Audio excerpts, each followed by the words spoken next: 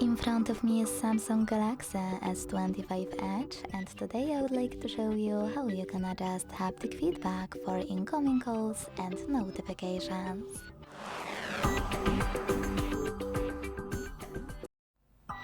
Begin by opening Devices Settings and scrolling down a tiny bit to click on Sounds and Vibration.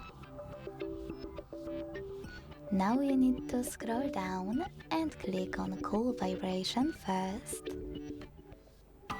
Over here you can adjust intensity of incoming calls vibrations by operating this slider,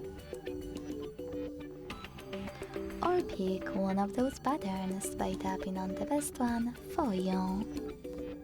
When you finished, go back, then click on a notification vibration and do exactly the same, this time though for your notifications. Then go back as well.